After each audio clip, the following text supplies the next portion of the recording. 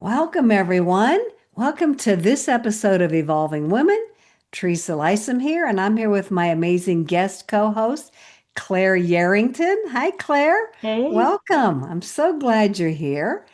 And I'm just going to get us started right off the bat, asking you about your evolution. Did you get to where you're at today? The person you okay. are today. Well, let me start with the present and just let everybody know who I am and what I do, because then I Please. can work backwards and show you how I got here, if Okay, that's all right. awesome. That's Um, perfect. I have a company called High Impact Voice. And so I'm a strategic partner for anyone who wants to develop a presence, whether they're on stage speaking or whether they're coaching people or doing webinars, education, anything like that. And I came to this point because as a very young child, I was raised in a generation where children were to be seen and not heard. And my parents took that seriously. They really felt that we might not have much to contribute in our family conversations. And I was the youngest of three girls. Uh, yep. So as a young child, I often did not feel like I was seen or heard. Mm. And I know that that affected me in many ways. And in fact, it's interesting. Every so often, I'll go back through photo albums and I see pictures of me in, how old would I have been? 6, 7, 8. And I had a very funny large gap in my front teeth and other teeth that didn't come in. So I rarely smiled in my pictures. Mm. And Mhm. I can see a sadness in that little girl who had no voice and didn't have pretty teeth to smile with. You can see I fixed that in the intro. Mhm. But it was an interesting journey going through childhood, and there was a particularly unique experience that I had.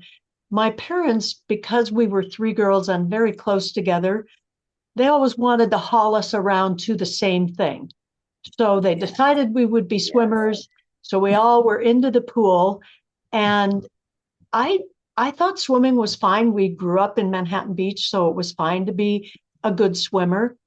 But there came a point when it was sometime before age 10, where we were at a swim meet and I wandered around because I was not in an event at the time. And I stumbled upon a dance class Mm. in this location where the swimming meet was. And here were all these mostly girls, and they were doing some kind of creative dance, and there was music, and I was mesmerized by what I saw. Mm. And so at that point in time, I'm asking for dance lessons and I'm getting, no, we're swimmers. So all of that evolved through just longing for something that was not there. And my Mm. mother died when I was 16.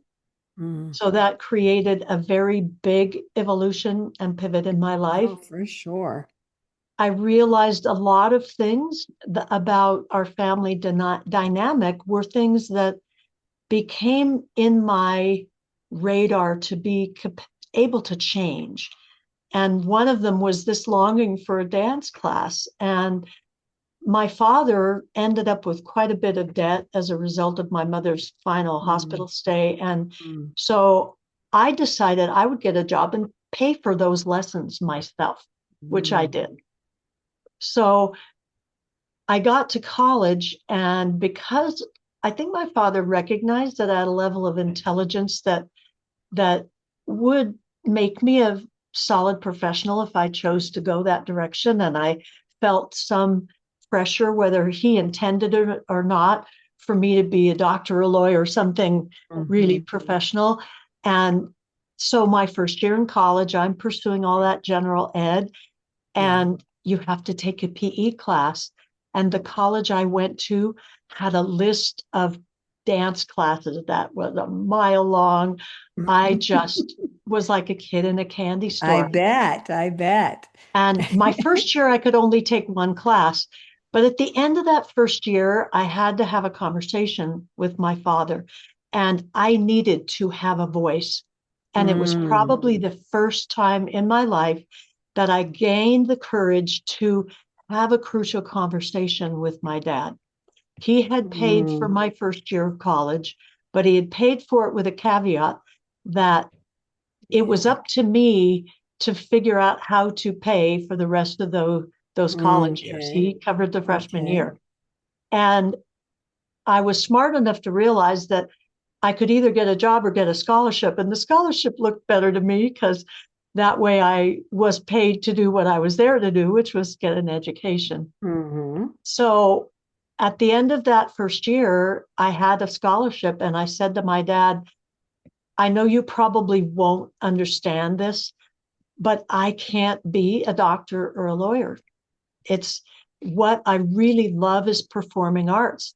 I love singing, I love dancing, I love to perform, and I think I need to go that direction. Mm, And his question for me was, of course, what are you going to do with it? yeah. And he was, of course, raised in the Depression era. He had Yep. 2 degrees. He was a mechanical engineer and very successful. So for him, this was not a credible career. Yes. Yes. And I knew it, but I followed my heart and I allowed myself to immerse in the performing arts. I finished college in 3 years and took a little break to have some children, which was fun. And when my girls were starting to get older, they wanted to dance. And I thought, okay, let's do that. So I opened a studio for just dance initially. And then it evolved into a full Mm, scale school for the performing arts. And in the mm, course of that 25 years, I went from teaching 19 hours of ballet a week to splitting between dance and musical theater. And then I mm. picked up coaching acting, and then I picked up directing shows. And I just literally reinvented myself every 3 or 4 years through that entire Wow. amazing journey. And Wow. in the course of that, I came to a recognition around how important it is. And I know you do a lot of work with young women who need support at certain phases of their lives. And I realized the same thing, that if the young people don't find their voice early, then they become not necessarily a victim of their circumstances, but they aren't able to chart the same course that they could chart if they actually could speak up for themselves. Mm, mm. And Yeah. so part of what I would do with the kids who were leaving my program, juniors and seniors, and they were auditioning for top level colleges or jobs in the performing arts, we would go through interview training, and I would coach them and practice how to present yourself. And I developed a process of analysis called beat by beat. And the beat by beat analysis is where I can look at the entire picture at once. And we don't just work on the voice, we work on eye contact and developing connection. And it was such a thrilling experience to watch the young people that I was teaching land these wonderful opportunities in college and in the entertainment industry. Actually had a couple singers that went on to Broadway, which was Ooh. exciting. Mm-hmm. And with all of that, I I had a very fulfilling career. And Mm, about sounds like 10 it. years ago, we decided to step away from all of that. And my husband and I thought we might retire. So I was not yet 65, so I wasn't collecting Social Security, but David had, he was in good shape financially. And so we actually left California, where my business was, and we did some traveling, spent a year and a half in Boston, which was fun. I really loved the culture of the Freedom Trail and all the different exciting historical things you can do in that city. And then when we were finished there, we didn't know where to go. We'd sold our home in California. And so we had 3 children in 3 states, and we had to make a decision about where to go. And we thought, well, we'll check out each one of these kids. So we visited all our kids, and the ones with the most grandkids won our bet, Of which was course. landing us here in rural central Utah. So, Yep, that's why I'm where I'm at because my grandkids won and I moved across countries. So it's similar, very, very small compared to what you've done. But well, man, lots of reinvention there.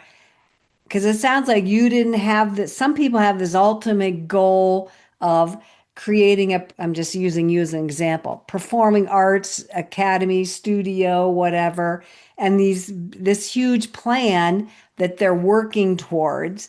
But you didn't have that in your head, correct? You no, I just didn't. It evolved. followed, yeah, you just followed the breadcrumbs, said yes along the way, learned Hmm. what you had to learn, connected with the right people, I'm guessing. Well, That I did, yeah. And I was Mhm. fortunate in California. That was California Theater Arts, was that school that I had for 25 years. I was fortunate to be able to hire some really great people. So I didn't have to do all the work myself, which was great. Right. But I love that you just kept saying yes and just doing what you had to do and evolving and moving forward and then you ended up serving all these young people. It sounded like they got a all-encompassing experience from you on multiple levels in lots of different ways. And Yeah, we then went call it on to, immersion, right? and yeah, they certainly were immersed. That's for sure. They were so lucky to have connected in with you to get all those different aspects of what they needed to move forward in their life. Whew. Yeah, it's a beautiful unfolding of your story. Right. So, And so the thank last you 10 for that. years of the story, to catch that up, is that I had to find my voice again once I moved to Mm, this area where no one knew who I was and what I did. And when you leave behind a really successful business that is local, a brick and mortar business only serves a specific area, yeah, yeah. I realized that I had to be able to start over if I wanted to work again. And after, you spend a couple of years sitting around in retirement and it's like, what are we doing? Mhm. And Well, I just missed working with people. And so what I decided to do was I took several coaching courses around just basically doing the virtual thing, which is what we are online. right. And I realized that I can coach just as effectively here online as I could in person. So I opened this high impact voice program so that I could help either performing artists or speakers, coaches, and teachers and people who need to present, because the material for the things that go wrong is basically the same. Hmm. So it was fun for me to now start working with more adults, which I really enjoy. And most of the clients that I've had, they already are really good at something. So they're qualified people, but they often don't know how to fully express themselves or how to get their message across. And Hmm. so they're struggling with some aspect of business that's coming as a result of not having the ideal communication for what they're doing. So, Right. And and I that's where love I, that. Yeah, and I thank you for updating us on where you're at right now. But I love that you took your previous experience and your knowledge base and your expertise and morphed it into something that you could do online for a lot of other types of people. And so you took your skill set is the word and then you transferred it into your coaching that you're doing now. Right. Right. Yeah. Mm. Oh, that's fabulous. Not everybody can do that. And not everybody wants to do that in their retirement, which is fine. We all choose our own things that we want to do in that phase of life. But you're inspiring me and hopefully a lot of our listeners and viewers to try something. Take what you already know and see how you can creatively transform it into something that will fill your heart with joy and serve other people in some way as well. Yeah. Women who pass retirement age have to really make a choice not to stagnate, Yes. especially if they think about retiring. And we we just could not sit around after a while and have our days not be filled with some kind of service, right? Hmm. Hmm. Because I love being with people, but when you're in an area like I am where it's very rural, we're on 25 acres. There, our nearest neighbor is quite a hike away, so it's it's great for me, and I would encourage all women to do two things: not only to take their skills and see what else they can do with them, but to take especially those hard things that happen sometimes way back in childhood that may hold us back or create limiting Mm. beliefs. And I am here to say that we don't have to settle for that. In fact, if we do settle for that, we might as well check out because there's no real joy in just doing the same thing over and over again. Mhm. And I mean, how many trips can you take and how many vacations? It Hmm. just Right. it just wasn't fulfilling enough to not have a work that benefited other people in some way.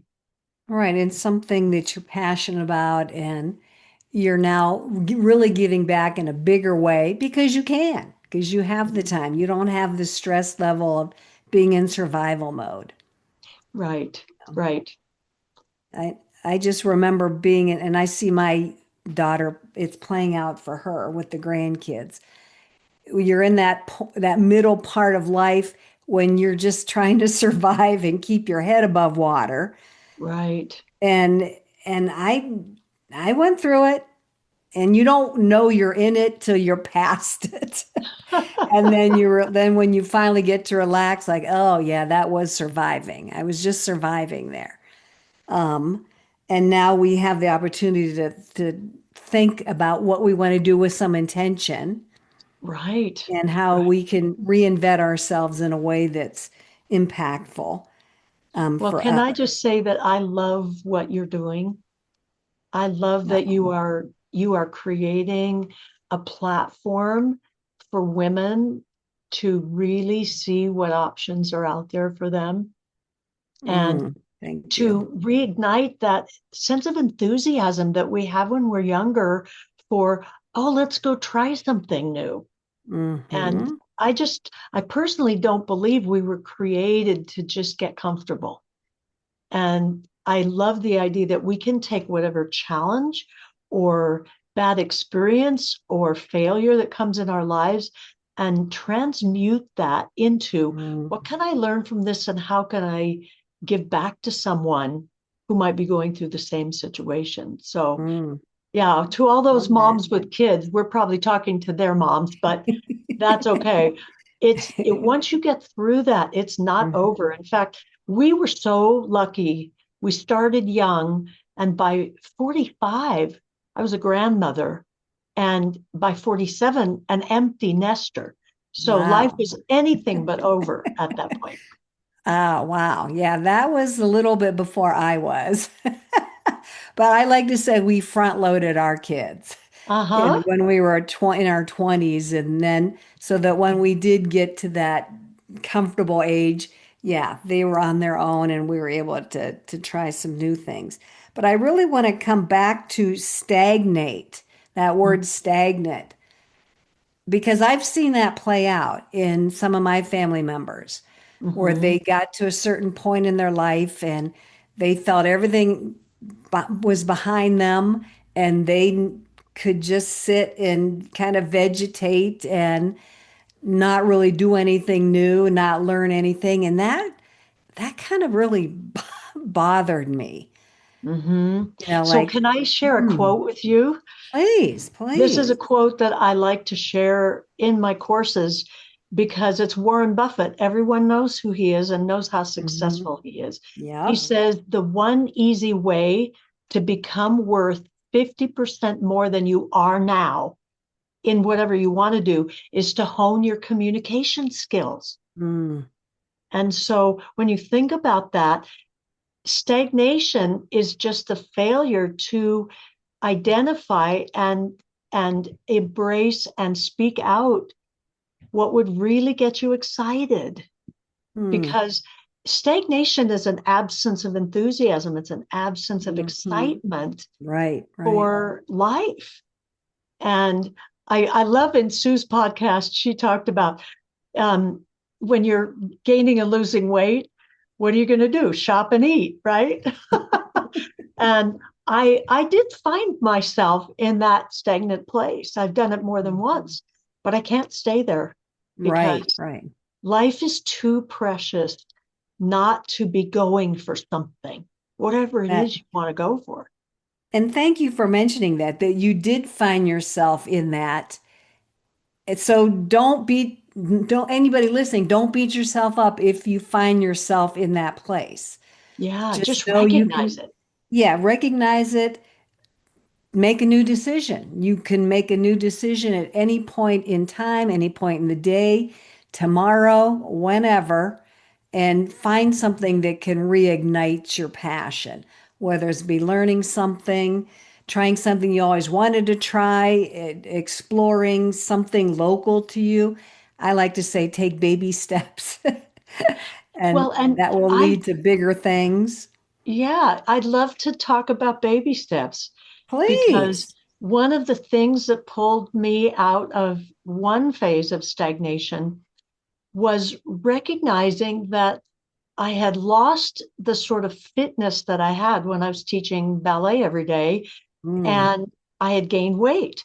And I realized that exercise and movement, and I don't like exercise, but I love movement. And I wasn't doing it because I had allowed my body to stagnate into a condition where it didn't feel very good to move anymore. Mm. So I called my next oldest sister, who we're now good friends, even though as kids we all had our moments. And I said, I'm not doing any movement and I need an accountability partner. Oh, And I good. said, 5 minutes a day. That's all it's going to be. And I don't care what it is, but I will report back to you. And it's 5 minutes a day. Well, we started that, I think, oh, and went for like 4 or so months. And then it's okay, I'm ready for 10 minutes. Okay, I'm ready for Mm. 15 minutes. And I worked myself literally by baby steps back into a physical condition where I can move again. Oh, great. Yeah. Wow. And I, so it just started. I think people in stagnation do well with someone who loves them, who will hold them accountable.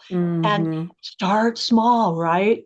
Yep, yep. I think sometimes we think it has to be all or nothing, big or go home, all those Mhm. phrases. Yeah, And it doesn't have to be. Just get the ball rolling in some small fashion or form. Like you said, right. 5 minutes a day, 2 minutes a day if you have to do it that, you Exactly. know? It's not the Hmm. length of time, Right. it's that investment in yourself and Hmm. your goals, what excites you. That's what's really important for especially anyone who's looking around for a purpose, right? Hmm. Yeah, thank you for sharing that. That is Well, great. and it's funny, postscript, I added that to doing some reading. I added it to what else am I? A declutter.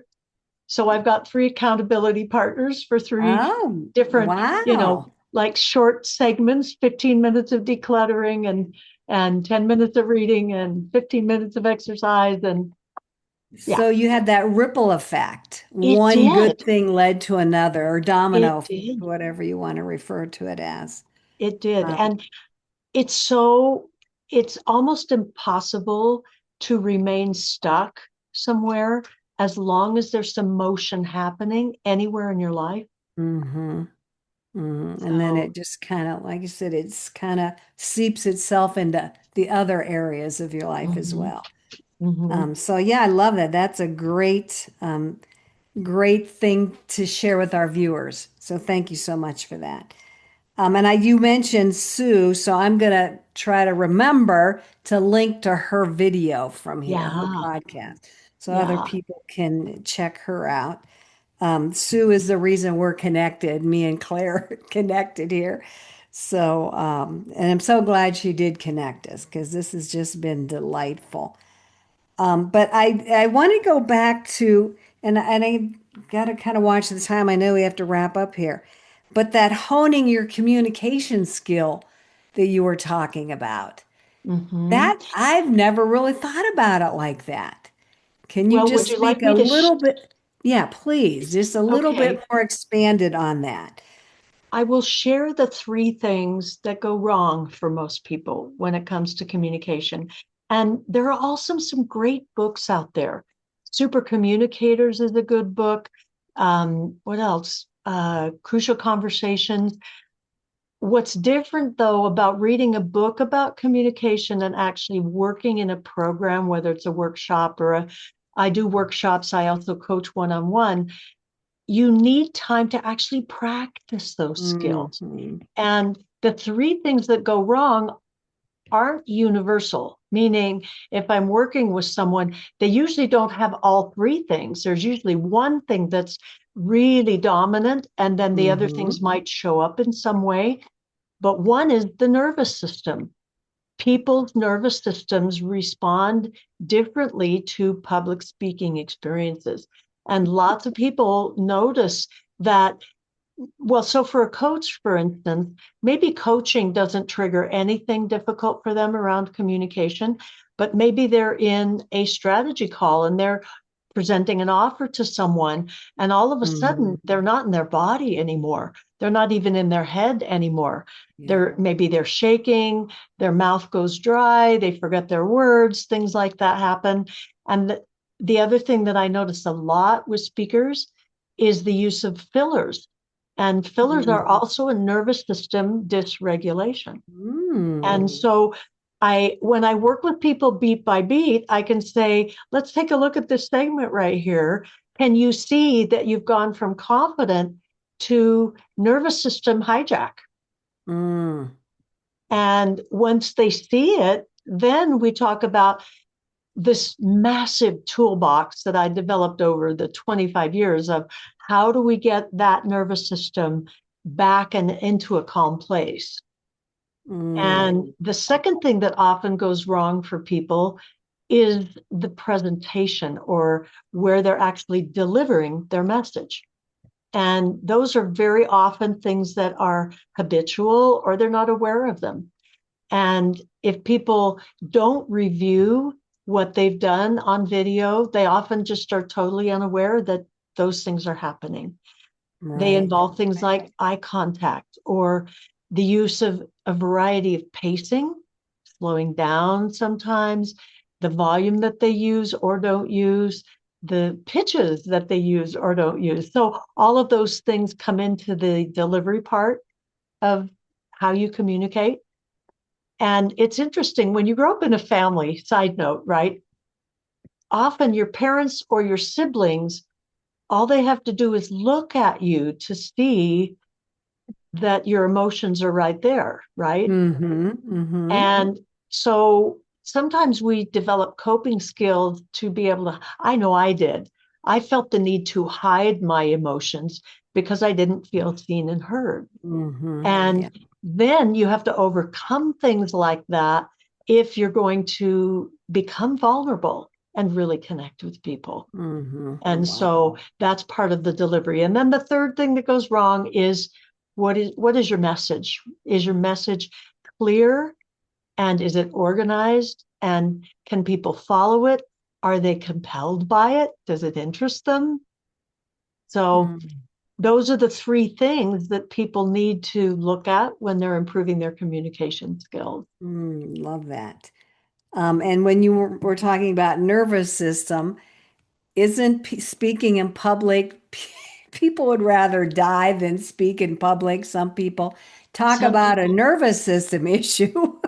right, right. And that often shows up with the unexpected. So you're put on the spot. In fact, it's Yeah, interesting. yeah. I went just last week to watch a group of, yeah, they call them youth leaders, Hmm. and they did a presentation. And one of the youth that was in a group was called on, and this poor kid, oh my gosh, he just froze. Like, oh no, you're calling on me. I don't know what Yep. to say. And fortunately, the moderator said, I'll come back to you. And she didn't, because, Oh, she just went on and gave someone else right, a turn right, to right. speak. But I thought, oh my gosh, this is why I do what I do, Mm, because there's nothing that feels worse than being caught flat-footed and can't get it. You can't get anything out of your mouth when that I happens. totally can relate to that. That just happened to me like 2 weeks ago. Like somebody put a microphone in my hand. I was not prepared in the least, and my brain wasn't working fast enough. And so, yeah, I totally get that. But that nervous system piece is just huge. And how do you overcome that when you're put on the spot and like I'd love to get into your toolbox of resources, but we don't have time for that. But Well, if, can I give you one? Would you like one please, that'd be tool? awesome. Because we can do it right here, right now. And it's a breathing exercise. And what it does is we fill the lungs to capacity, but we then take in a little bit more than we think we can. And I sometimes Okay. I'll encourage somebody to imagine they've got a straw. So let's just Mm-hmm. grab a little straw here and take a deep breath in. Okay. So here we Okay. go. Breathe in. Through the straw? Yep, just breathe in. Okay. And you're going to fill your lungs all the way around, not just the front, but also the back. Hold on to that breath and then exhale and relax. Let shoulders drop. And then one more time, nice deep breath, more than you think you can. Take in a little more, little more, little more, little more. Suspend the expansion and then exhale. Isn't Whew. that amazing how fast that works? That's almost like I'm a little lightheaded with that, actually. So Mm. anyone who speaks who doesn't get their lungs completely filled with air, the fight or flight comes in, or freeze, right? Mm. Because the Hmm. body needs to feel an excess of life. And think Mm. about it, isn't breath the fastest way to die? Yeah. Is Yeah. it without breath, that is the quickest death. Yeah, that's a You good can go point. for Wow. days without food and water even for a little while, but boy, you go without breath and you're in trouble. Hmm. And breath is often the first tool I teach people who want to improve their communication, because having that Mm. expanded breath is a great, great way to get a message across. You don't have to worry Wow. about how you're fueling it, right? Wow. Thank you for that. I know we dismiss the power of the breath. I know I was one of those who has done that. I'm going to say recently learning otherwise. Right. Well, But and I have a number of breath patterns because there's no one size fits all when it comes to the nervous system, right? So hmm. I might go through 4 or 5 patterns in a workshop and let everybody try one. And then we get some feedback, and no two want the same exercise. It's just Mm. inevitable. Oh, I bet. Yeah, we're all our own people, and I appreciate that you address that individualization of each person, that they will respond differently and their nervous system will respond differently. And it sounds like all of these skills can be learned. You don't have to be a natural born. speaker or communicator, This correct? is true. In fact, Mhm. those who aren't often make better speakers because they develop the skill to find what they really want to say. And I think I mentioned to you earlier, I don't recommend that people memorize. I Mm, recommend that they learn to calm their nervous system so mm, that they can call on their knowledge when they need it. love that. Whew. Although some people feel more comfortable memorizing, and I don't resist that if you want to do that. Well, again, you're making sure you're that person who's in front of you, you're addressing what they need and their desires. So I really, really appreciate that. If someone wants to get a hold of you and check you out, maybe work with you, how can they do that?